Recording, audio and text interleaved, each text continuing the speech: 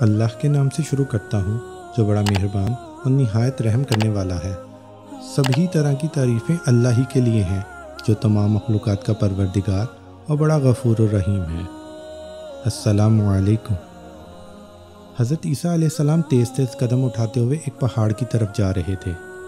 ایک آدمی نے بلند آواز سے پکار کر کہا، اے خدا کے رسول علیہ السلام، آپ اس وقت کہاں تشریف لے جا رہے ہیں؟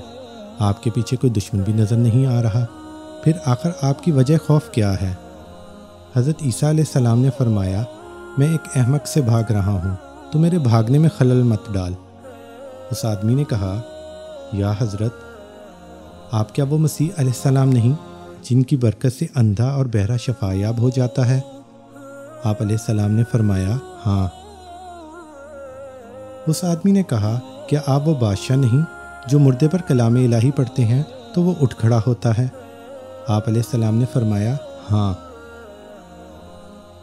اس آدمی نے پھر کہا، کیا آپ وہ نہیں ہیں کہ جو مٹی کے پرندے بنا کر اس پر دم کر دے تو وہ اسی وقت ہوا میں اڑنے لگتا ہے؟ آپ علیہ السلام نے فرمایا، بے شک میں وہی ہوں۔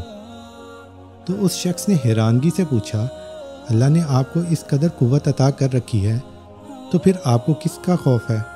حضرت عیسیٰ علیہ السلام نے فرمایا، اس رب العزت کی قسم جس کے اسم اعظم کو میں نے اندھوں اور بہروں پر پڑھا تو وہ شفا یاب ہو گئے، پہاڑوں پر پڑھا تو وہ ہٹ گئے، مردوں پر پڑھا تو وہ جی اٹھے، لیکن وہی اسم اعظم میں نے احمق پر لاکھوں بار پڑھا لیکن اس پر کوئی اثر نہ ہوا۔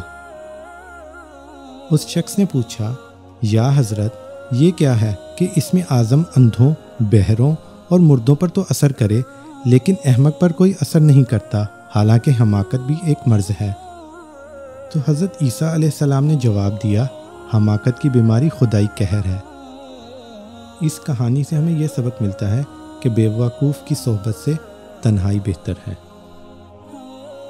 اگر آپ کو یہ ویڈیو پسند آئی ہے تو اسے لائک کریں، شیئر کریں اور کمنٹ سیکشن میں اپنی رائے کا اظہار کریں اور کتابش کو سبسکرائب کریں۔